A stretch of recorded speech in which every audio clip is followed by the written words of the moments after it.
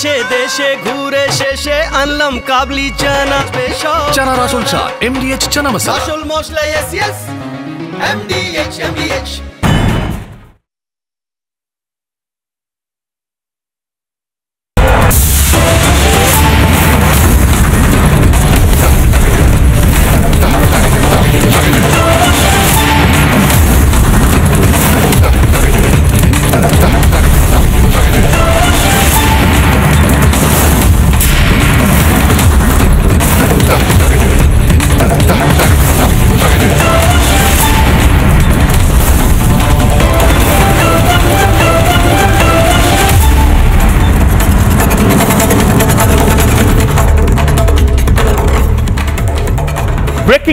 Breaking news 2025-এর সবচেয়ে বড় ব্রেকিং নিউজ বোধহয় আজ এবং কাল আসতে চলেছে।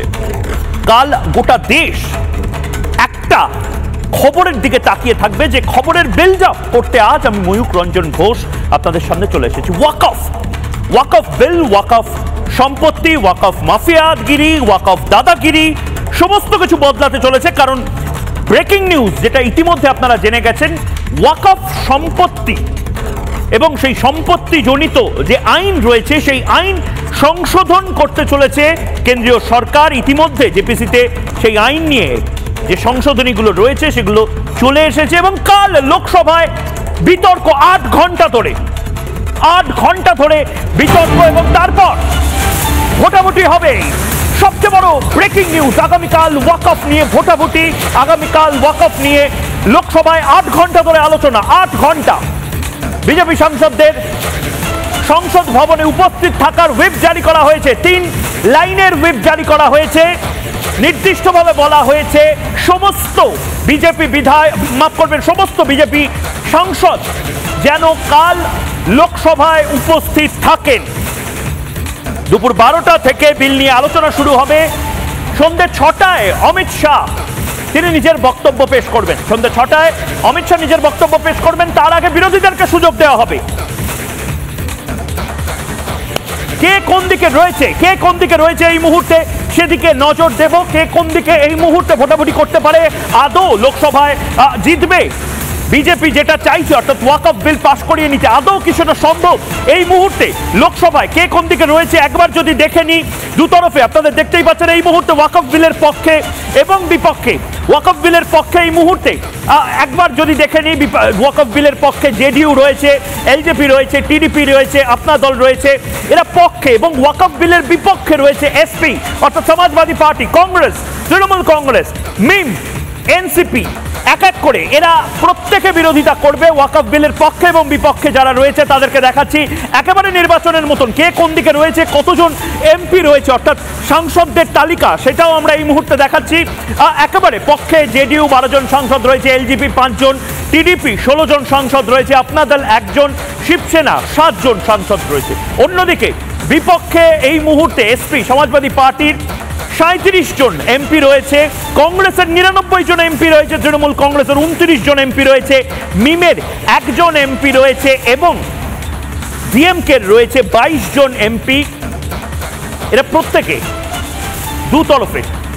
দুতরফে ভোটাভুটি করবে। কে কোন দিকে থাকবে সেইটার দিকে নজর আমরা রাখবো। কিন্তু অনেকের মনে হতে পারে যে ওয়াকফ নিয়ে বাংলা বা বাঙালির জানাটা কেন প্রয়োজন? আজকে রিপাবলিক বাংলাতে জবাব চায় বাংলাতে একদম দুধ কা দুধ পানি কা পানি করতে আমি এসেছি। কেন এটাকে বলা হচ্ছে? গোটা দেশকে ইসলামী রাষ্ট্র বানাবার যে ছক, সেই ছক বানচাল করে দেওয়া হলো। এবার অনেকে বলছেন যে 75 বছর ধরে তো এই ওয়াকফ সম্পত্তি জনিত যে আইনটি ভারতবর্ষে সেটা ছিল একদম ছিল, কিন্তু সেই আইনের মধ্যে কি কি ছিল আপনি কি জানেন? ধরে নিন আপনার একটি বাড়ি, আপনার একটি আম গাছ, আপনার একটি আম বাগান, আপনার একটি ফ্ল্যাট, আপনার একটি গ্যারেজ, সেটা আপনার ছিল, কিন্তু ওয়াকফ বোর্ড বলল যে না, এটা ওয়াকফ সম্পত্তি। এবং এতদিন অবধি মানে আজকেও ওয়াকফ সম্পত্তি হিসেবে এটাকে যদি ওয়াকফ বোর্ড দাবি করে সেটা আপনার আর রইল না, সেটা ওয়াকফ বোর্ডের থাকবে।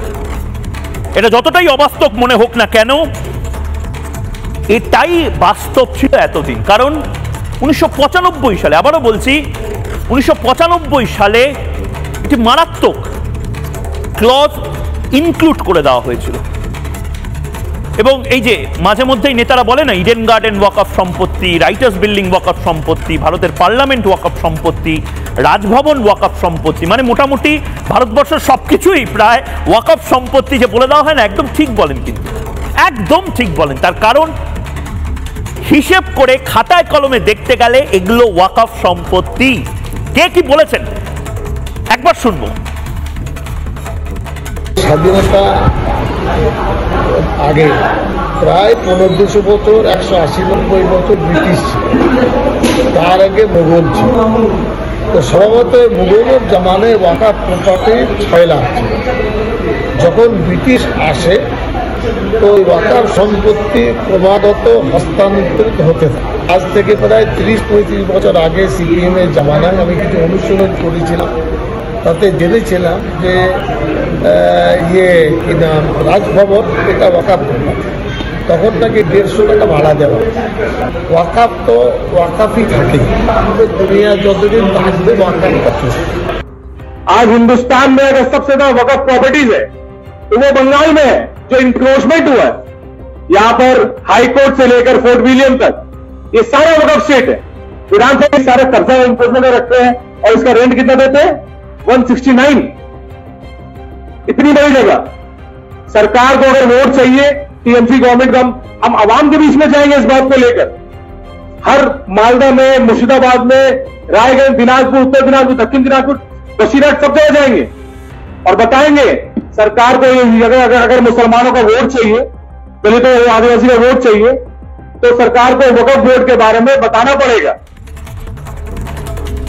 মুসলিম সম্প্রদায়ের বহু মানুষ আছেন যারা দুবেলা খেতে পারেন না, আর অন্যদিকে ওয়াকফ বোর্ড তারা কোটি কোটি টাকার উপর বসে আছে। ধারণাও করতে পারবেন না যত কোটি টাকার উপর নির্দিষ্ট কিছু সংখ্যক মানুষ বসে রয়েছে। তারা কিন্তু চাইলে মুসলিম সম্প্রদায়ের একেবারে সাধারণ গরিব ঘরের ছেলে মেয়েদেরকে অনেক কিছু করতে পারতো, কিন্তু করেনি। আজ রিপাবলিক বাংলা দায়িত্বশীল সংবাদ মাধ্যম হিসাবে বাংলার একমাত্র মিডিয়া যারা ওয়াকফ নিয়ে এত বড় স্কেলে এই অনুষ্ঠানটি করছে, এবং শুধু অনুষ্ঠান নয়, সবচেয়ে সহজভাবে ওয়াকফ কি বদলানো হচ্ছে, ওয়াকফ আইন কি বদলে যাবে, এই সমস্ত কিছু বোঝানোর চেষ্টা করছে। আপনারা দয়া করে আগামী 1 ঘন্টা ময়ূকের সঙ্গে থাকুন, গোটাটা বুঝে যাবেন এবং এটা শেয়ার করতে পারবেন। ওয়াকফ বিলে প্রথমত আমি জানিয়ে রাখতে চাই ওয়াকফ বিলে কি কি ঐতিহাসিক পরিবর্তন আসছে। প্রথমত জানিয়ে রাখতে চাই অধিকার খর্ব করা হচ্ছে ওয়াকফ বোর্ডের। হ্যাঁ, একদম। ওয়াকফ বোর্ড এতদিন ধরে সংবিধান এবং আইন আদালতের ঊর্ধ্বে ছিল। কংগ্রেস আইন আদালতের ঊর্ধ্বে এই ওয়াকফ বোর্ডকে রেখে দিয়েছিল, এটা খর্ব করা হচ্ছে। ওয়াকফ সম্পত্তি এতদিন ধরে কোনো ইমাম সাহেব বা ওয়াকফ বোর্ডের কোনো মাথা, সে একজন ধর্মীয় গুরু টাইপের, সে এতদিন সিদ্ধান্ত নিত। এখন বলা হচ্ছে জেলা শাসক সিদ্ধান্ত নেবে। ফেয়ার এনাফ, ভারতবর্ষের জেলা শাসক বা কোর্টই তো এই সিদ্ধান্তগুলো নেবে। সাধারণ মুসলিম সম্প্রদায়ের মানুষের কোনো আপত্তি থাকার কথা নয়। ওয়াকফ সম্পত্তি অডিট, সেই অডিট করতে পারবে সিএজি। এতদিন ধরে অডিট করা যেত না, মানে কত সম্পত্তি আছে, সেই সম্পত্তির ভ্যালুয়েশন কি, এগুলো এতদিন ধরে জানা যেত না। মানে ভাবুন, আপনারাও ভাবুন ঠান্ডা মাথায়, এই যে বদলগুলো আসছে, এগুলো কি সত্যি খুব ভয়ঙ্কর দানবীয় বদল? না বোধহয়। এরপরে সরকারি সম্পত্তি ওয়াকফে আনা যাবে না। এতদিন ধরে দুম করে একজন বললেন, ধর্মীয় গুরু, ইডেন গার্ডেনটা ওয়াকফ সম্পত্তি, ভারতের পার্লামেন্টটা ওয়াকফ সম্পত্তি, রাজভবনটা ওয়াকফ সম্পত্তি। মানে বুঝতে পারছেন, রাজ্যপাল তিনি একদিন যদি ওয়াকফ বোর্ড বলে যে না এটা আমাদের সম্পত্তি, তুমি বেরো ভাই, তিনি রাজ্যপাল সুটকেস নিয়ে রাস্তায় দাঁড়িয়ে আছেন, কারণ রাজভবনটা ওয়াকফ সম্পত্তি। ফোর্ট উইলিয়ামের জমিটাও নাকি ওয়াকফ সম্পত্তি এতদিন বলে দেওয়া হতো। আরো মজা আছে, আমি আপনাকে এক এক করে বোঝাচ্ছি। এই বিতর্কটা বা এই জুরিসডিকশনের যে লুপহোলগুলো ছিল, মারপ্যাচগুলো ছিল, এতদিন ধরে কোনো কোর্টে চ্যালেঞ্জ করা যেত না, এখন চ্যালেঞ্জ করা যাবে।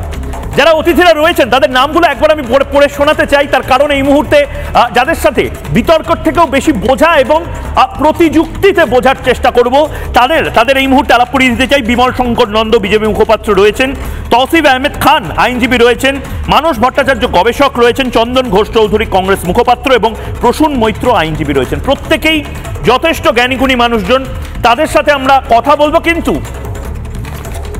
কোথা থেকে এই জটিলতাটা শুরু হলো? দেখুন, ওয়াকফ আইন, সেই ওয়াকফ আইন ভারতবর্ষে বহুদিন ধরে আছে, ঠিক কথা। মজার কথা হলো, মানে ধরে নিন কোনো ইসলাম ধর্মপ্রাণ মানুষ সে মনে করলো যে আমি আমার সম্পত্তি আল্লাহর নামে বা মন্দির মসজিদে দান করে দিতে চাই, মসজিদে দান করে, যেরকম দেবত্বর সম্পত্তি রয়েছে, এটাকে বলে ওয়াকফ আল অলাদ, আমি বংশানুক্রমে এটাকে দিতে চাই। মজার কথা হলো, এটা আমাদের ছেলেমেয়েদেরকে এতদিন ধরে বলা হয়নি, রিপাবলিক বাংলা মিনমিনে চ্যানেলের মতন এগুলোকে ঢেকে না রেখে বলাতে চায়, বোঝাতে চায় যে মজার কথা হলো 1995 সালে একটা ধারা যোগ করা হলো, যে ধারাটা হলো, আমি পিসিআরকে বলবো, ওয়াকফ বাই ইউজার। দেখাই একবার, ফুল ফ্রেমে দেখাই, ভালো করে দেখুন। ওয়াকফ সম্পত্তি, এই ওয়াকফ সম্পত্তি দুভাবে, একটা হচ্ছে ওয়াকফ আল অলাদ, অর্থাৎ বংশানুক্রমে, এটাতে কারোর কোনো আপত্তি ছিল না, পৃথিবীর কারোর কোনো আপত্তি থাকারও কথা না। একজন মুসলিম ভদ্রলোক সে তার সম্পত্তি কাকে দিয়ে যাবেন তাতে কার কি এসে যায়, নরেন্দ্র মোদীর কি এসে যাওয়ার কথা। মুশকিলটা হলো দ্বিতীয় নম্বর পয়েন্ট, অর্থাৎ ওয়াকফ বাই ইউজার। ওয়াকফ বাই ইউজারটা এবার বন্ধ করে দেওয়া হচ্ছে। ওয়াকফ বাই ইউজারটা কি? ওয়াকফ বাই ইউজারটা একটা সাংঘাতিক ধারা, যে সাংঘাতিক ধারাতে বলা হচ্ছে, ভালো করে বুঝুন, ওয়াকফ বাই ইউজারে সাংঘাতিক একটি জায়গা সংস্থান রয়েছে, অর্থাৎ ওয়াকফ বোর্ড।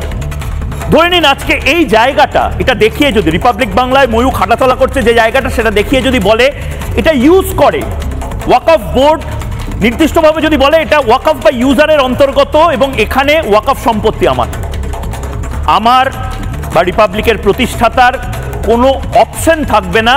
তার কারণ আমি কোনো কোর্টে অ্যাপ্রোচ করতে পারবো না, আমি কোনো ম্যাজিস্ট্রেটকে বলতে পারবো না আজ অবধি, কাল থেকে আমি জানি না কি হবে। আমাকে যেতে হবে ট্রাইব্যুনালে, এবং ট্রাইব্যুনালে গিয়ে আমাকে প্রমাণ করতে হবে আমার দলিল জমির কাগজ ফাগজ নিয়ে যে না, এটা কোনোদিনই ওয়াকফ সম্পত্তি ছিল না, তাদের কোনো তাগিদ এতদিন অবধি ছিল না। আরও কি ভয়ঙ্কর জায়গা ওয়াকফ বাই ইউজারের পরে যুক্ত করা হয়েছিল। এটা এতদিন ধরে মুসলিম সম্প্রদায়ের মানুষজন যারা ছিলেন তাদের মধ্যে সীমাবদ্ধ ছিল। 1995 সালের পর বলা হলো না, এটা মুসলিম অমুসলিম সবার ক্ষেত্রে, মানে একজন মুসলিমের আমবাগান সেটাকে ওয়াকফ বোর্ড বলে দিচ্ছিলেন যে না, এটা ওয়াকফ সম্পত্তি। মজা হলো, রহিমের আমবাগানের পাশাপাশি রামের আমবাগানেও হাত পড়লে এবং বলা হলো না, তোমার ব্যাপারেও যে ব্যাপারটা আমরা সিদ্ধান্ত নিয়েছি, তুমি ট্রাইব্যুনালে এসো, তুমি কিন্তু কোনো থানায় যেতে পারবে না।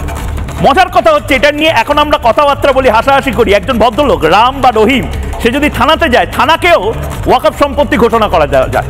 যদি কোনো আদালতে যায়, আদালতকেও ওয়াকফ সম্পত্তি ঘোষণা করে দেওয়া যায়, সুপ্রিম কোর্টে তো যাওয়াই যাবে না। কল্যাণ বন্দ্যোপাধ্যায় বরিষ্ঠ আইনজীবী, কালকেও তিনি পার্লামেন্টে উপস্থিত থাকবেন এবং কল্যাণ বন্দ্যোপাধ্যায়কে আমরা আজও টেলিফোনে ধরার চেষ্টা করব। কল্যাণ বন্দ্যোপাধ্যায় একটা মারাত্মক কথা বলেছিলেন, অনেকে হেসেছিলেন, অনেকে বলেছিলেন যে না, কল্যাণ বন্দ্যোপাধ্যায় হয়তো জাস্ট বলার জন্য বলেছেন, কিন্তু না, ওয়াকফ আল ইউজার আল অলাদের পাশাপাশি Waqf by user, Waqf by user এই সংস্থান এতদিন অবধি দিয়ে এসেছে। 20 জন ধর্মপ্রাণ মানুষ একটা জায়গায় যদি প্রার্থনা রোজ দিন করেন, সেটা যদি রেড রোড হয় তাহলে সেই রেড রোডটা ওয়াকফ সম্পত্তি, সেটা যদি বাড়ির ছাদ হয় সেটা ওয়াকফ সম্পত্তি, সেটা যদি রাজপ্রাসাদ হয় সেটাও ওয়াকফ সম্পত্তি, সেটা যদি কোনো বস্তি হয় সেটাও ওয়াকফ সম্পত্তি। কল্যাণ ব্যানার্জি কি বলেছিলেন? ঐতিহাসিক সেই বক্তব্য। আমরা অনেকে ভেবেছিলাম যে জাস্ট রাজনীতি করার জন্য বলছেন, না, এই সংস্থান ছিল। কল্যাণ বন্দ্যোপাধ্যায় আইনজীবী হিসেবে একদম কারেক্ট জায়গা বলে মুসলিম সম্প্রদায়ের মানুষকে নিশ্চিত করেছিলেন। শুনুন। আপনি যেখানে নামাজ পড়বেন বা যারাই নামাজ পড়বে কোনো এক জায়গা, সেটা that will be treated as Waqf property. যে কোনো একটা জায়গায় যদি 20 জন 25 জন 15 জন 5 জন রেগুলারলি নামাজ পড়ে, সেটা ওয়াকফ প্রপার্টি বলে ট্রিট করা হবে। মানে নির্দিষ্টভাবে কল্যাণ বন্দ্যোপাধ্যায় যে কথাগুলো বললেন, রাজভবনে যদি প্রতিদিন কিছু সংখ্যক মানুষ তারা প্রার্থনা করেন, তাহলে রাজভবন ওয়াকফ সম্পত্তি, ইডেন গার্ডেন ওয়াকফ সম্পত্তি, রেড রোড ওয়াকফ সম্পত্তি। ওয়াকফ বাই ইউজার, নরেন্দ্র মোদী কি করছেন? ওয়াকফ আইনটাকে ছিঁড়ে ফেলে দিচ্ছেন না, সংশোধন করছেন। বাংলা টেলিভিশনের একমাত্র, আমি ওপেনলি চ্যালেঞ্জ করে বলছি, মিনমিনে মিডিয়া এগুলো বোঝানোর চেষ্টা করবে না। সিএ এর সময় এই জিনিসটা বোঝানোর চেষ্টা করেনি মিনমিনে মিডিয়া। রিপাবলিক বাংলা দায়িত্বশীল সংবাদ মাধ্যম হিসেবে আজ শুরু করে দিল বাংলার মানুষকে সহজ ভাষায় ওয়াকফ আইনে কি সংশোধনী আনা হচ্ছে সেটা বোঝানো। কারণ আমরা জানি, আমরা আশঙ্কা করছি বিরোধীরা আবার শাহিনবাগ স্টাইলে গোটা দেশকে খেপিয়ে দেওয়ার চেষ্টা করবেন। কোন কোন জায়গা ওয়াকফ সম্পত্তি বলে দাবি করা হয়েছে? কলকাতা বিমানবন্দরকে ওয়াকফ সম্পত্তি বলা হয়েছে, রাজভবনকে বলা হয়েছে, ইডেন গার্ডেনকে বলা হয়েছে, মহাকরণকে বলা হয়েছে। এই সমস্ত জায়গা দেখুন, এই ছবিগুলো ভাবতে পারছেন, ওয়াকফ বাই ইউজারের সংস্থানে এই সমস্ত জায়গাকে দাবি করা হয়েছিল। এমনকি আমি অতিথিদের কাছে যাব, কিন্তু তার আগে আমি আপনাদের এটাও একটা টিজার দিয়ে দিচ্ছি। শ্রীরামচন্দ্রের জন্ম ওয়াকফ সম্পত্তিতে হয়েছিল, কারণ অযোধ্যার শ্রীরাম জন্মভূমির যে জায়গাটা সেটাও নাকি ওয়াকফ সম্পত্তি। হ্যাঁ, শ্রীরামচন্দ্রের সময়ও নিশ্চয়ই ওয়াকফ ছিল। হাসি পাচ্ছে, আমি সিরিয়াস বলছি। ময়ূকের কফিতে কিছু মিশিয়ে দেয়নি কেউ, আমি সিরিয়াস বলছি, এটা হয়েছে। শ্রীরামচন্দ্র ওয়াকফ সম্পত্তিতে জন্মগ্রহণ করেছিলেন। এইটা ওয়াকফ বোর্ডের যারা সদস্য তারা বলেছেন, ইমামরা বলেছেন। দেখুন, ফুল ফ্রেম গ্রাফিক্স দেখানোর জন্য বলবো। শ্রীরামচন্দ্র, রামের জন্ম ওয়াকফ সম্পত্তিতে। রাম জন্মভূমি নাকি ওয়াকফ জমিতে হয়েছিল, মুসলিমদের জমিতে নাকি ছিল রাম মন্দির, এবং সে কারণে ওয়াকফ প্রপার্টি রাম জন্মভূমি 2.77 একর জমি নাকি ওয়াকফ বোর্ডের। অর্থাৎ আজ যেখানে রাম মন্দির সেইটা আজও আসলে ছিল ওয়াকফ সম্পত্তি। সেই ওয়াকফ সম্পত্তিতেই রামলালার জন্ম হয়েছে। আজব দাবি ছিল সুন্নি ওয়াকফ বোর্ডের। ভাবুন, কৃষ্ণ জন্মভূমিও ওয়াকফ সম্পত্তি, আপনারা বোধহয় জানেন।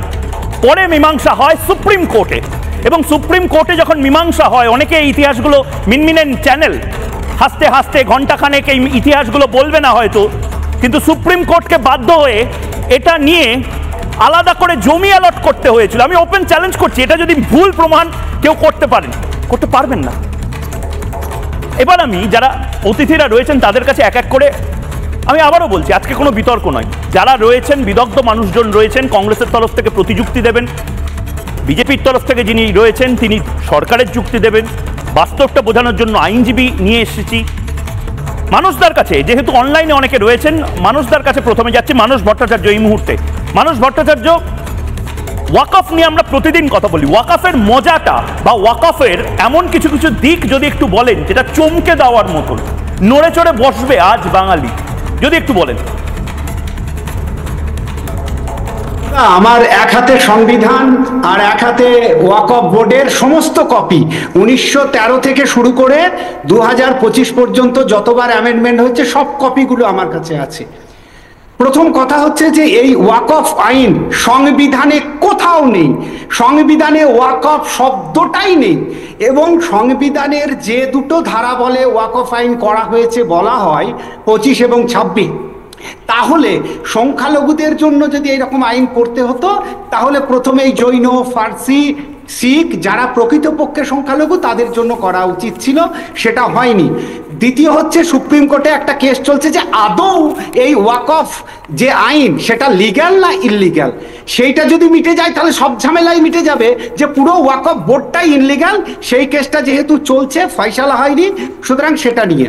তৃতীয় ব্যাপার হচ্ছে যে এর আগে প্রত্যেকটা কংগ্রেস প্রধানমন্ত্রীর সময় ওয়াকফ অ্যামেন্ডমেন্ট বিল আনা হয়েছে। নেহেরু 1954, তারপর ইন্দিরা গান্ধী, তারপর রাজীব গান্ধী, তারপর নরসিংহা, তারপর মনমোহন সিং, প্রত্যেকে। এবং যতবার আনা হয়েছে ততবার ওয়াকফ বোর্ডকে সীমাহীন ক্ষমতা দেওয়া। লাস্ট 2013-তে তখন কোনো ঝামেলা হয়নি, তার কারণ ওয়াকফ বোর্ডকে আনলিমিটেড ক্ষমতা দেওয়া হয়েছিল। তুমি যদি এই মুহূর্তে ওয়াকফ বোর্ডের, আমি ওদের ওয়েবসাইট থেকে যে তথ্য সংগ্রহ করেছি সেটা হচ্ছে এই মুহূর্তে ওয়াকফ বোর্ডের আয় প্রতি বছর 12,000 কোটি টাকা। কিসের থেকে? চাষযোগ্য জমি হচ্ছে 1,40,108 একর, তাদের বিল্ডিং যেগুলো ভাড়া দেওয়া আছে 89,212টা, তাদের দোকান ভাড়া দেওয়া আছে 1,06,801, এবং এর থেকে তাদের আয় হচ্ছে 12,000 কোটি টাকা। মানে ভাবতেই পারা যায় না যে ঘুণ পোকার মতো। আমি এটা আপনাকে একটু থামাচ্ছি মানস ভট্টাচার্য, আমি একটু, হ্যাঁ মানসদা, আমি একটু আপনাকে জিজ্ঞেস করতে চাই, 12,000 কোটি টাকা এই 12,000 কোটি টাকা যদি একেবারে গরিব সাধারণ প্রান্তিক মুসলিম সমাজের ছেলেমেয়েদের ওপর বা মহিলাদের জন্য খরচা করা হয়, কারোর কিচ্ছু বলার নেই, কারণ কি এটা তো একটা ডেভেলপমেন্ট মডেল। এটা কি খরচা করা হয় আদৌ? না না, খরচা করা হয় না। যাদের গায়ে লাগছে তারাই কিন্তু আজকে আন্দোলনে নামছে। তোমার আজমির শরীফের যিনি প্রধান, তিনি বলেছেন যে এটা মাফিয়াদের হাতে চলে গিয়েছিল। আমি খুব খুশি যে এটা হচ্ছে, কারণ মুসলিম জাতি তাদের জমি কেড়ে নিয়ে তাদেরকে ভিখিরিতে পরিণত করা হচ্ছিল, এটা হওয়া খুব দরকার ছিল। সুতরাং ভারতবর্ষের শিক্ষিত মুসলিম সমাজ এটাকে স্বাগত জানিয়েছে। শুধুমাত্র রাজনীতি করছে যারা, তারা এটা নিয়ে রাজনীতি করছে।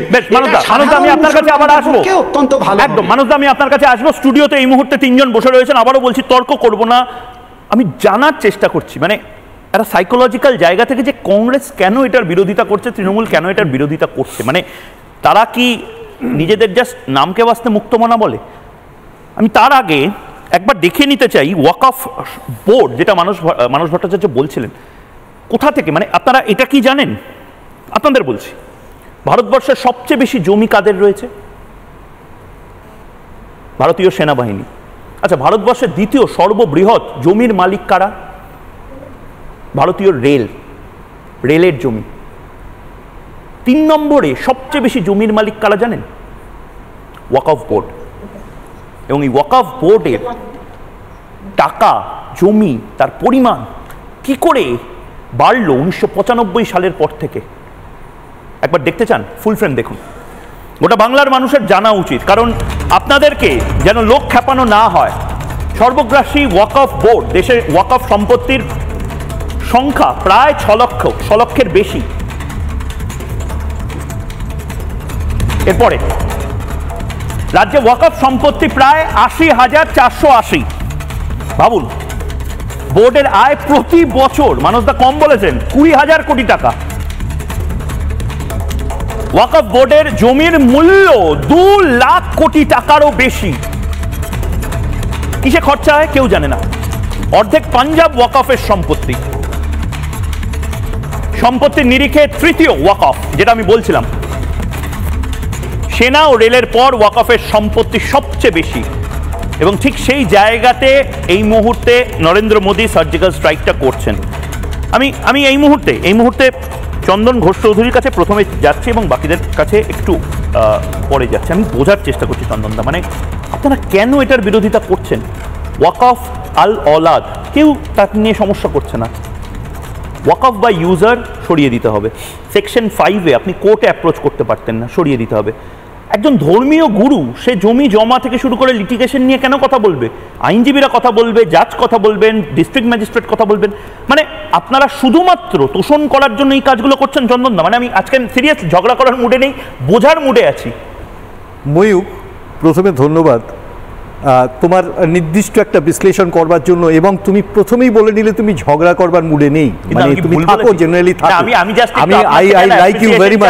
এক মিনিট, আমি কি ভুল বলেছি না? না, তুমি একেবারে ঠিক বলেছো, এবং তোমার সিরিয়াসনেসের জন্য আজকে তোমাকে আমি আরেকবার ধন্যবাদ দিই। না, আমি তোমাকে বিশেষভাবে আপনাকে পুরো টাইম দিয়েছি। কেন আমি বলছি বলুন তো? আজকে একদম ধরে দরকার হলে 3 ঘন্টা 4 ঘন্টা আলোচনা করার দরকার। তার কারণ আমি দেখেছি ওই সাংবাদিকতা করার সময়, সিএ এর সময় এনআরসিটা আসেইনি, কিভাবে লোক খেপানো হলো। আমি তখন দিল্লিতে সাংবাদিকতা করতাম, শাহিনবাগে আমি দেখেছি হঠাৎ করে এক রাতের মধ্যে কি করে যেন রাস্তাঘাট সব বন্ধ করে দেওয়া হলো। কিসের জন্য কেউ জানে না, কোন আইন কেউ জানে না।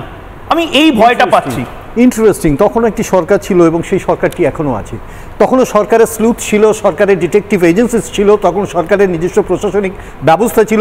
সম্ভবত তুমি নিশ্চয়ই ইন্ডিকেট করছো না কোথায় তাদের ফেলিওর ছিল, কারণ রাতারাতি শাহিনবাগ হয়ে যায়নি। এবং কেন হয়েছিল, যদি সেই কারণটা তুমি সামনে রাখো তাহলে এই প্রশ্নটা থাকে। সেটা তো গুজবের। আমি তোমাকে যেটা বিশেষভাবে বলি হলো, গুজবের পৃথিবীতে অনেক ঘটনা ঘটেছে, অনেক ঘটনা ঘটেনি, অনেক ঘটনা গুজবই। কিন্তু আমি তোমাকে একেবারে শুরুতে যেটা বলি, 1818 সালে ওয়াকফ বোর্ড কনসেপ্টটা যখন প্রথম আসে, দ্যাট ওয়াজ দ্য টাইম যখন ব্রিটিশ সরকার, দ্য ব্রিটিশ শাসন শুরু হচ্ছে। এমন একটি সময় দাঁড়িয়ে তুমি আমাকে একটি কথা প্রথমে বলে দাও, মানে আমি একটু রেকটিফাই করতে চাই অথবা জানতে চাই, ইন্ডিয়ান ডিফেন্স সিস্টেম তখন কোথায়? ইনফ্যাক্ট তাদের অ্যাকিউয়ার্ড যেসব ল্যান্ড সেটা কোথায়? একটু আগে তুমি বললে সব থেকে বেশি ল্যান্ডের মালিক ডিফেন্স, তারপরে এলো রেল, ন্যাচুরালি তখন রেল ছিল না। সুতরাং এই দুটোকে যদি সামনে, এটা ইনস্টিটিউশনাল প্রপার্টি, আমি এই দুটোকে সামনে থেকে সরিয়ে দিয়ে যদি রাখি রিলিজিয়াস প্রপার্টি, ভারতবর্ষের এখনো পর্যন্ত রিলিজিয়াস প্রপার্টিতে সব থেকে এগিয়ে আছে Christian Roman Christian Catholic church. তুমি যদি দেখে নাও, এগুলোকে মিলিয়ে নিতে পারো, তারপরে কিন্তু ইন্ডিয়ান বিভিন্ন হিন্দু ট্রাস্ট, আমি বলছি না কোনো একটি, ওয়াকফ যেমন একটি বোর্ড, আমি বলতে চাইছি অ্যাসর্টেড, অর্থাৎ অনেকগুলো বোর্ডস বা অনেকগুলো ট্রাস্টকে মিলে যদি জমির মালিকানা বা সম্পত্তির মালিকানা হয়, তাহলে হিন্দুরা দ্বিতীয় এবং তৃতীয় হচ্ছে এখানে, যেটা ওয়াকফ বোর্ড। কিন্তু তুমি যে প্রশ্নটা তুলেছো, সে প্রশ্নটা আসছে কোথায়? ওয়াকফ বোর্ডকে ঘিরে। ওয়াকফ বোর্ড এটা কন্ট্রোলড হবে ওয়াকফ নির্দিষ্ট আইন মেনে, এবং সেটা বিভিন্ন সময় রেকটিফাইড হয়েছে। আমাকে একটা কথা বলুন চন্দন দা, আমি আপনার যুক্তিটা মানলাম, একটু বলে নিই, আমি শেষ করে দিই। আপনি কি মনে করেন যে কোনো বোর্ড সেটা সংবিধানের উপরে হতে পারে, সেটা আইন আদালতের উপরে হতে পারে? মানে আপনারা কোন লজিকে 1995 সালে এই অ্যামেন্ডমেন্টস গুলো এনেছিলেন? না আমি তোষণ করার জন্য শুধুমাত্র। এক্স্যাক্টলি, এটা তুমি দেখো, তোষণ করার জন্য। তুমি যদি কনক্লুশনটাকে একেবারে আগে ইন্ট্রোডাকশন নিয়ে আসো, তোষণ শব্দটা তো তাহলে বাচ্চা ছেলেকে যে আমেরিকা থেকে আজকে এখানে ল্যান্ড করেছে, তাকে জিজ্ঞেস করুন যে ভাই আমাদের দেশে এই জিনিস করতে পারো, আপনি কি মানেন না মানেন? ডিয়ার ময়ূক, তুমি অ্যানালিসিস করতে পারো, তুমি জাজমেন্ট দিতে পারো না, তুমি ইনফারেন্স করতে পারো, তুমি রেফারেন্স করতে পারো, জাজমেন্ট দিতে পারো না। আমরা ডিসকাস করছি একটা নির্দিষ্ট সিদ্ধান্তে উপনীত হওয়ার জন্য। আমাদের মূল প্রশ্নটা হচ্ছে যে আজকে Muslim personal, I mean to say, যে ওয়াকফ বোর্ড নিয়ে বা প্রপার্টি নিয়ে যে প্রশ্নটা আজকে উঠেছে, সেই প্রশ্নের বিরোধিতা করছে কারা এবং কেন। প্রথমত এটা বুঝতে হবে যে আজকে এই মুহূর্তে দাঁড়িয়ে এই ওয়াকফ বোর্ডের অ্যামেন্ডমেন্ট বিলটা আনতে হলো কেন, এবং তার টাইটেলটাকে তুমি দেখো, কারণ এটা ভুল হয়েছে, ইনজাস্টিস হয়েছে চন্দনদা। ইনজাস্টিস মানে তুমি যদি কোর্স কারেকশন করা হবে না, কাশ্মীরে কোর্স কারেকশন করা হয়েছে, ওয়াকফে কোর্স কারেকশন করা হবে না। তুমি আমাকে ডিস্টার্ব করতে পারো না, আমি তোমাকে যেটা বলছি, আমি আপনাকে একটাই কারণে বলছি, আপনি নিজের ন্যারেটিভটাকে ফর এ সেকেন্ড বুঝিয়ে একটা জিনিস বোঝানোর চেষ্টা করছেন, দেখো ওয়াকফে সব ভুল হচ্ছে। I mean to say no, আমার প্রশ্নটা হচ্ছে, আমি যেমন একটা সঠিক ডিসিশন আমি যেটা মানি, যেটা জেপিসি তৈরি করা, আমরা বারবার বলেছি, আপনারা কালকে ভোট দেবেন না কেন? আমরা সংশোধনীতে আপনাদের সমস্যাটা কি? আমি সেটাই সংশোধনীতে আমি তোমাকে বলি, এফিশিয়েন্সি, এমপাওয়ারমেন্ট, ডেভেলপমেন্ট, এই যে পরে হতে পারে, আগে মূল যে ধারণাটা, মূল স্পিরিটটাতে আপনাদের সমস্যা। টাইটেল থেকে ওয়াকফ বোর্ডে আপনারা কেন ওয়াকফ বোর্ডে বলি, তুমি টাইটেল থেকে সরে যাচ্ছ কেন? তুমি টাইটেল থেকে সরে যাচ্ছ কেন? না না, আমি বলছি ওয়াকফ বাই ইউজার, ওয়াকফ বাই ইউজারটা আপনি বলছেন যে এটা যুক্তিযুক্ত। না না, কোথায় আপনার বাড়িতে কিছু সংখ্যক মানুষ এসে বললো যে এটা ওয়াকফ সম্পত্তি, আপনি বলবেন যে হ্যাঁ ওয়াকফ সম্পত্তি। আমারও বলি ভুল করছো। এমপাওয়ারমেন্ট, আমি বলছি এফিশিয়েন্সি, এমপাওয়ারমেন্ট। না না, আপনি জার্গনের লড়াই করছেন, আপনি কিছু ভারী ভারী শব্দ দুম করে বসিয়ে দিয়ে বলছেন যে এটাই ঠিক। তুমি বিলটা সহজটাই, আমি মালদার একজন দর্শকের মতো, মুর্শিদাবাদের দর্শকের মতো, আমি একদম সেই ভাষায় বলছি, কারণ যে বিলটার টাইটেল হচ্ছে এফিশিয়েন্সি, এমপাওয়ারমেন্ট এবং ডেভেলপমেন্ট, এটা মুর্শিদাবাদ কেন ভারতবর্ষের প্রত্যেকটা কোণের মানুষ বোঝে। সেই টাইটেল তুমি যখন সংখ্যালঘু মানুষের জন্য কথা বলছেন, তাহলে তোমাকে বুঝিয়ে দিতে হবে সাধারণ সংখ্যালঘু মানুষ ধরা পড়ে যাচ্ছে। তা না হলে আপনি আমাকে বলুন, একজন সাধারণ সংখ্যালঘু অ্যাডমিনিস্ট্রেশন সম্প্রদায়ের মানুষের আমবাগানটার মধ্যে যদি আমাকে যুক্তি দিয়ে বলুন, না আমাকে চন্দনদা, আমি চন্দনদা ওই দেখুন আমার দিকে তাকান তো চন্দনদা, আরে চন্দনদা আমাকে বলুন না, একজন মুসলিম সম্প্রদায়ের মানুষের আমবাগানটা আপনি দেখলেন আর সেটাকে বলে দিলেন ওয়াকফ সম্পত্তি, সেটা ওয়াকফ সম্পত্তি হয়ে যাবে? অবশ্যই না। সেই গরিব মানুষটা আদালতে পর্যন্ত যেতে পারবে না, হাত জোড় করে বারবার ওয়াকফ সম্পত্তি আমার দিয়ে দিন হুজুর বলে ওয়াকফ বোর্ডের কাছে যেতে হবে। বলি ময়ূক, তুমি নিশ্চয়ই দেখুন সিদ্দিকুল্লাহ চৌধুরী কি বলেছেন, সেটা আমার উপর চাপাবে না। না না না, আরে সিদ্দিকুল্লাহ চৌধুরী না, ওয়াকফ বাই ইউজার একটা সংস্থান রয়েছে, কি মুশকিল? আপনি আইনে দেখুন, আপনি শাহিনবাগে রয়েছেন, আপনি সায়েন্টিফিক্যালি প্রুফ করার জায়গায় নেই, এটা খুব আনফরচুনেট। আপনারা যে আইনটা নিয়ে কথা বলছি সেই আইনটা নিয়ে, এবং দ্বিতীয়ত আমি একদম আমি আপনার কাছে আবার যাব, কিন্তু একবার দর্শককে আজকে অনেকে চিরবির করবে, আজকে অনেকের অ্যালার্জি হবে, তার কারণ আজকে আমাকে মানে খারাপ ভাববেন না চন্দনদা, কংগ্রেসের মুখপাত্র, তোমাকে খারাপ ভাবা, আমি কংগ্রেসের যে দুষ্টুমি ভাবতে চাই কিনা সেটা, তোষণের নামে দুষ্টুমি, সেই দুষ্টুমিটাকে একবার দেখাতে চাই। ফুল ফ্রেমে দেখুন আপনারা কি করেছেন 1995 সাল থেকে, এটা গোটা বাংলার মানুষ, গোটা দেশের মানুষের দেখা উচিত। ফুল ফ্রেমে দেখিয়ে কংগ্রেসের কি কি করেছেন আমি যখনই দেখে নিন। ওয়াকফ নিয়ে কংগ্রেসের তোষণ, ভারতকে নির্দিষ্টভাবে ইসলামী রাষ্ট্র বানানোর একটা স্বপ্ন দেখিয়েছে বোধহয় প্রথম কংগ্রেস। চন্দনদা দেখে নিন গ্রাফিক্সটা হচ্ছে, নিষ্ক্রিয় করা হলো অন্যতম হাতিয়ার। তার কারণ 1995 সালে ওয়াকফ বাই ইউজার আইন হিসেবে বলবৎ করা হয়, অর্থাৎ একজন মানুষকে এই ক্ষমতা দেওয়া হলো বোর্ডের নামে, যে জমির দিকে তাকাবে তাই ওয়াকফ, যে জমির দিকে তাকাবে সেইটাই ওয়াকফ। এটা কি করে হতে পারে? ভোটের লোভে কংগ্রেসের এই টোপটা গোটা বাংলার মানুষ আজ দেখছে। ইনফ্যাক্ট চন্দন দ্বারা প্র্যাকটিস করে নিচ্ছে, কালকে পার্লামেন্টে এভাবেই ডিজার্ভ করার চেষ্টা হবে হয়তো। 2013 সালে মনমোহন সিং এর আমলে আরো ভয়ঙ্কর জিনিস হলো, অমুসলিমদেরকে ওয়াকফ সার্ভের আওতায় আনা হলো। অর্থাৎ আগে রহিমের জমি কেড়ে নেওয়া যেত, এখন রামের জমিও কেড়ে নেওয়া। সাবাস, মনমোহন সিং এর সময় এটা হলো। অমুসলিমদের জমি ওয়াকফ সম্পত্তি বলা যাবে, সম্পত্তির দাবি করলে ওয়াকফ ট্রাইব্যুনালে যেতে হবে। এটা কিসের যুক্তি ভাই, কিসের যুক্তি? আবেদন করা যাবে না পুলিশ আদালতে, এতদিন ধরে এই যুক্তি ছিল। আমি বিমল শঙ্কর নন্দ আপনার কাছে যাব। চন্দন বাবু কংগ্রেসের তরফ থেকে যে কথাগুলো বললেন আপনি শুনলেন, এটাকে আপনি কিভাবে খণ্ডন করে, আমি আবারও বলছি এটা আপনাদের জন্য হয়তো সিএ থেকেও বড় চ্যালেঞ্জ হতে যাচ্ছে। একেবারে সাধারণ মানুষকে কি করে বোঝাবেন, এই বড় চ্যালেঞ্জটা আপনাদের নিতে হবে বিমল বাবু। না ময়ূক, সাধারণ মানুষই তো খণ্ডন করে দিয়েছে কংগ্রেসকে, আমাদের আর খণ্ডন করার কি আছে? আমি শুধু কতগুলো কথা বলি।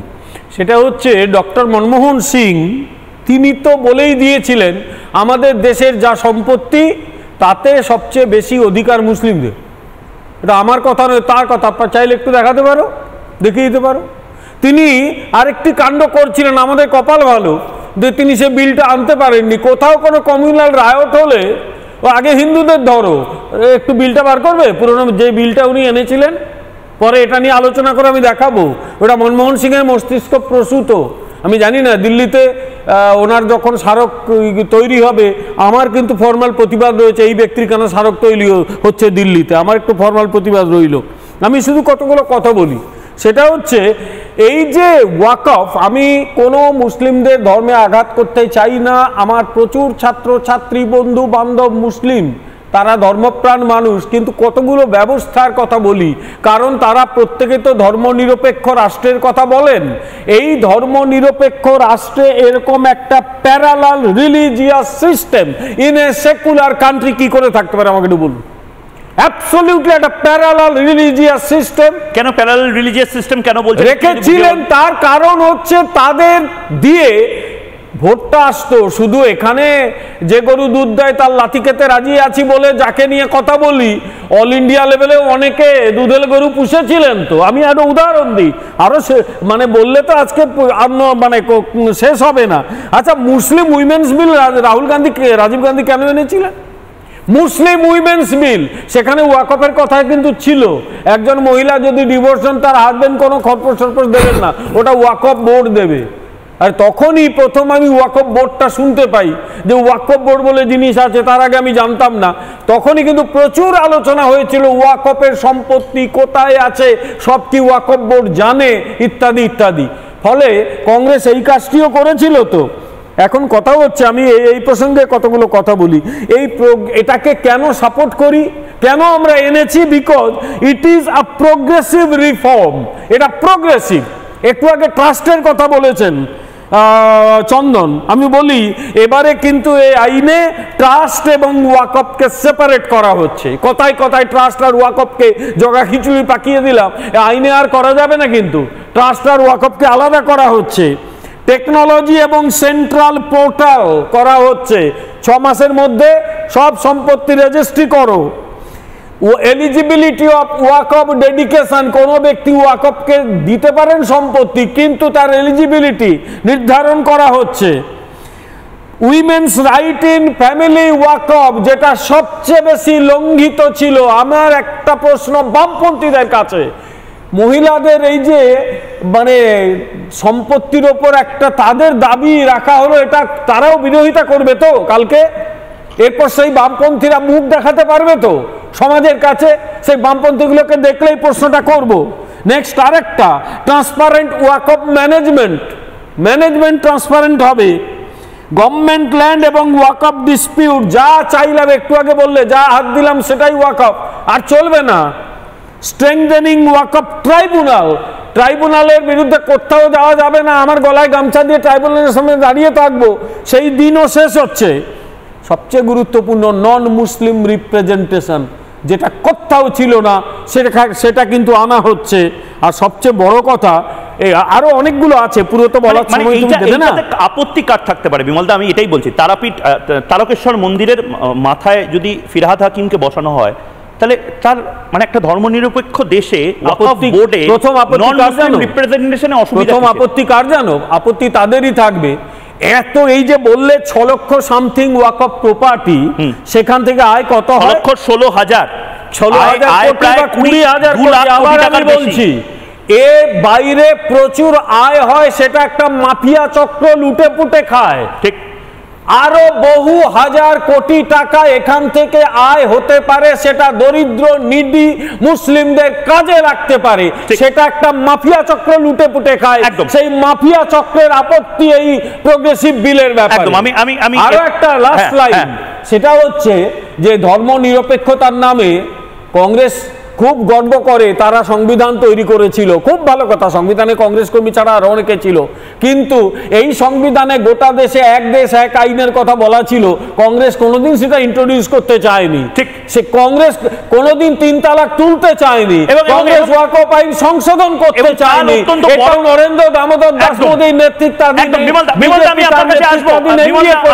রিয়েল প্রোগ্রেসিভ ফোর্স কিন্তু ভারতীয় জনতা পার্টি, এটা স্বীকার করতে হবে। প্রসূন মৈত্র বসে রয়েছেন। প্রসূন বাবু, আমি আবারও বলছি, চন্দন, আমি যেহেতু আমার সময় কম, আপনি এতক্ষণ বললেন, বেশ বেশ আমি বুঝে গেছি বাংলার মানুষ, সারা দেশের মানুষ কাল পরশু, চন্দন দা এখানেই শেষ করছি না, 72 ঘন্টা ধরে এই আলোচনা হবে, কালকে 8 ঘন্টা লোকসভায় আলোচনা হবে, আমিও থাকবো, হোক আমি আছি, আপনি আছেন, 8 মিনিট আলোচনা করতে হবে, ওয়াকফ বা ইউজারটা থাকবে না, শুধু সেকশন 5টা শুধু থাকবে না। প্রসূন বাবু এই মুহূর্তে আমি খুব সাধারণ সাদা সিধা মাটির মানুষ, আমার দর্শকরাও তাই, আমরা আমবাগানের বেশি উঠতে পারি না, আমরা অবাক হই যখন কেউ বসে বলে ইডেন গার্ডেনটাও ওয়াকফ সম্পত্তি, আমার ফ্ল্যাটটাও ওয়াকফ সম্পত্তি হয়ে যেতে পারে। মানে এই ম্যাডনেসটা কেন কংগ্রেস করে দিয়ে গেছিল, এবং আসলে ভয়ঙ্কর দিকগুলো কি মানুষদা একদম শুরুতে বললেন, আপনি যদি একটু সহজভাবে একদম আমাদের ভাষায় বুঝিয়ে দেন।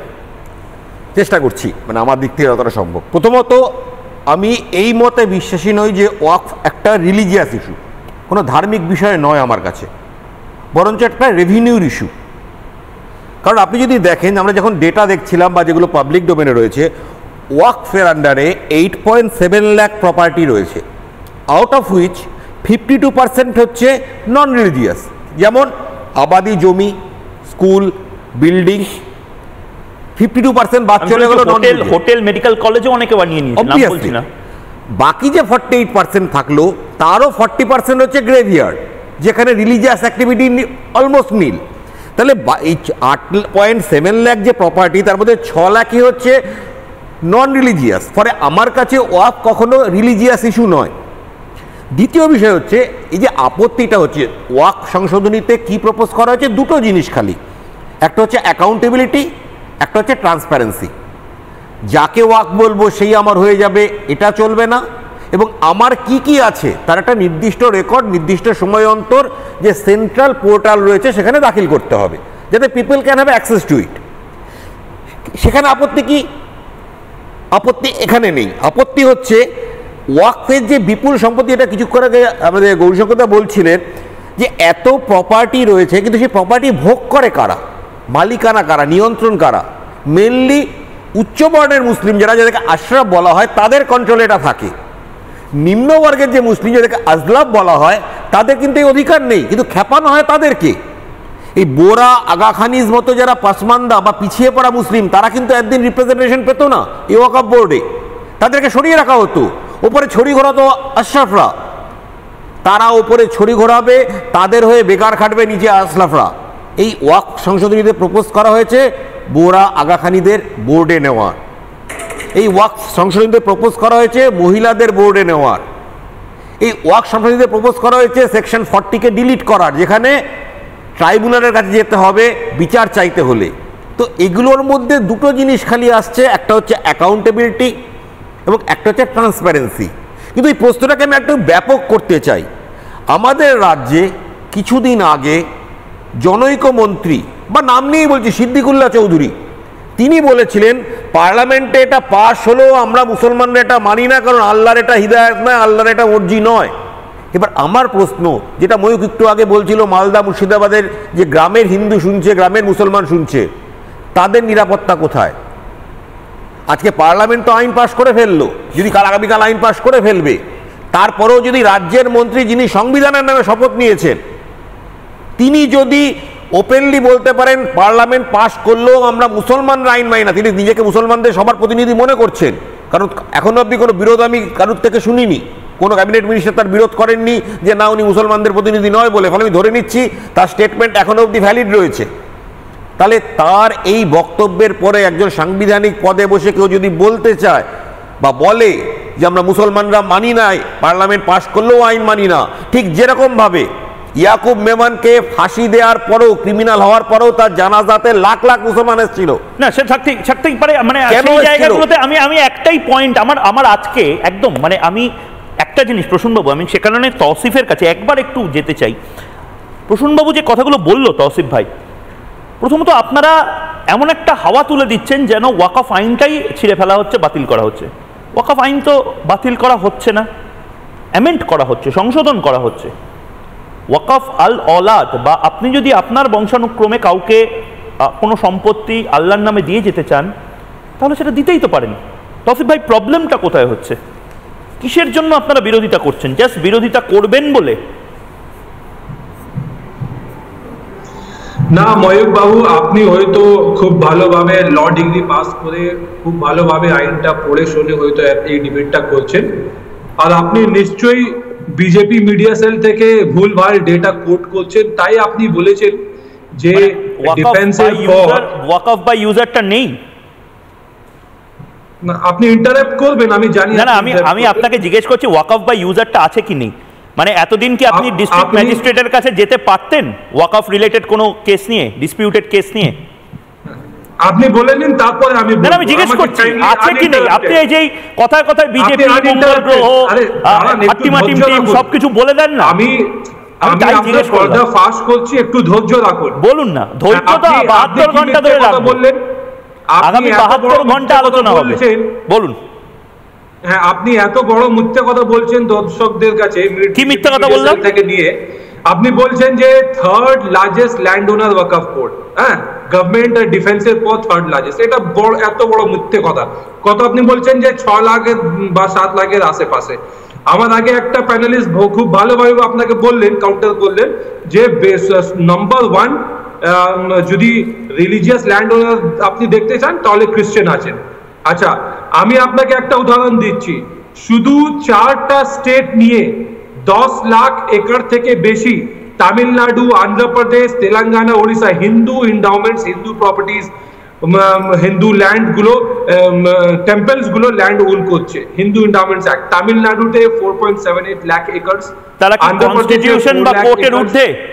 মানে তাদের ল্যান্ড ডিসপিউট হলে তারা কোথায় যায়? কোর্টেই যায় তো। না না না, তৌসিফ ভাই, আমি এক এক করে ভাগ, তাদের ল্যান্ড ডিসপিউট হলে, জমি জমা সংক্রান্ত বিবাদ হলে তারা কোর্টে যায় তো। ওয়াকফ বোর্ড কোর্টে যাবে না কেন? আপনি যে কথাটা, আরে দেখুন দাদা, না না, ওয়াকফ বোর্ড কনস্টিটিউশনের উপরে তো নয় তৌসিফ ভাই। আপনি তো এত বড় আইনজীবী, আমি আইনজীবী, আপনি ল ডিগ্রি নিয়ে এসেছেন। না না, আমি একটা জিনিস বোঝাতে, আমি একটা জিনিস বুঝতে চাই। আপনি কি মনে করেন যে ইডেন গার্ডেন্স, রাজভবন সব ওয়াকফ প্রপার্টি? একটু ধৈর্য রাখুন তৌসিফ ভাই, ইডেন গার্ডেন্স, রাজভবন সব কি ওয়াকফ প্রপার্টি? আরে হ্যাঁ কি না বলে দিলেই হয়। ইন্ডিয়ান পার্লামেন্ট ওয়াকফ প্রপার্টি থেকে নিয়ে এই ফোর্ট উইলিয়াম ওয়াকফ প্রপার্টি, বিজেপি মিডিয়া তৌসিফ ভাই, ফোর্ট উইলিয়াম ওয়াকফ প্রপার্টি হ্যাঁ কি না? আপনি হচ্ছে, আরে তৌসিফ ভাই এটা তো বলুন, শেমলেস, আরে এটা তো বলুন তৌসিফ ভাই, ফোর্ট উইলিয়াম ওয়াকফ প্রপার্টি কি প্রপার্টি নয়? যেমন আমাদের ইডেন গার্ডেন্স ওয়াকফ প্রপার্টি কি প্রপার্টি নয়? এটা তো বলুন। কি বললেন দেখুন আপনি বলছেন না। অমিত শাহ কি বলেছে? অমিত শাহ ওয়াকফ বাই ইউজারটা ভয়ঙ্কর কিনা হ্যাঁ কিনা বলুন। অর্ডারকে চ্যালেঞ্জ করতে পারি না, এটা মিথ্যেবাদী। ওয়াকফ ট্রাইব্যুনালের অর্ডারকে আপনি হাইকোর্টে চ্যালেঞ্জ করতে পারেন, রিভিউ পিটিশন করতে পারেন, হাইকোর্ট থেকে সুপ্রিম কোর্টে যেতে পারেন, রিভিউ করতে পারেন, চ্যালেঞ্জ করতে পারেন। আর এখন হাজার হাজার মামলা, ক্যালকাটা হাইকোর্ট হোক, দিল্লি হাইকোর্ট হোক, কর্ণাটক হাইকোর্ট হোক, ওয়াকফ ট্রাইব্যুনালের অর্ডারকে চ্যালেঞ্জ করে হাজার হাজার মামলা। প্রসূনবাবু এটা ঠিক বলছেন, ভুল হচ্ছে, আপনি মিথ্যে কথা বলছেন, এটাই ভুল হচ্ছে, করতে পারে না, ভুল হচ্ছে। সেকশন 40 বর্তমান যে আইন রয়েছে তাতে সেকশন 40-তে বলা আছে যে ভিকটিম, সেই ভিকটিমকে অ্যাপ্রোচ করতে হবে ওয়াকফ ট্রাইব্যুনালকে, এবং সেই ট্রাইব্যুনালও headed by Muslims only. So আমার যারা আমার জমি কবজা করছে, আমি মেনে নিচ্ছি সব মুসলিম খারাপ নয়, আমি সেটা একবারও বলছি না, কিন্তু ওয়াকফ ট্রাইব্যুনালকে যে আমার জমি কবজা করার ইনস্ট্রাকশন দিয়েছে আমাকে তার কাছেই ফার্স্ট গ্রিভেন্স রাখতে হবে, এবং সে ডিসাইড করবে যে আমার যে আপত্তিটা সেটা কতটা বৈধ। সেকশন 40 এটা পরিষ্কারভাবে বলছে, এবং তার সঙ্গে সেকশন 85-ও বলছে only Waqf tribunal can decide that, বর্তমান আইনে, আমি সংশোধিত বলছি না, বর্তমান আইনে। একদম একদম। এবং আজকে একেবারে সময় শেষ, কিন্তু আবারও বলছি, যারা এই মুহূর্তে রয়েছেন তাদের প্রত্যেকের নিজস্ব মতামত রয়েছেন।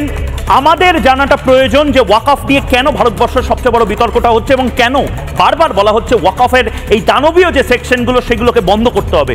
কালকে পার্লামেন্টে 8 ঘন্টা ধরে বিতর্ক, কালকে ময়ূক রঞ্জন ঘোষ আবার জবাব চায় বাংলাতে, হয়তো একই প্যানেল নিয়ে আবার আসবে আপনাদের সামনে, তারপর রাজ্যসভাতে হয়তো পাশ হবে বা পাশ হবে না, এবং তারপর গোটা দেশে এক নতুন সূর্য দেখতে পারবো কিনা আমরা সেদিকে চোখ থাকবে। আপাতত ছোট্ট বিরতি নিচ্ছি, বিরতির পর ফিরে আসছে আমি ময়ূক সঙ্গে। দেশে দেশে ঘুরে শেষে আনলাম কাবলি চানা স্পেশাল, চানার আসল স্বাদ MDH চানা মশলা, আসল মশলা yes yes MDH। নানা ধরনের কন্টেন্ট দেখার জন্য লাইক করুন, শেয়ার করুন আমাদের ফেসবুক পেজ, সাবস্ক্রাইব করুন আমাদের ইউটিউব চ্যানেল, পাশাপাশি অন্যান্য ব্রেকিং নিউজের জন্য অবশ্যই চোখ রাখুন রিপাবলিক বাংলায়।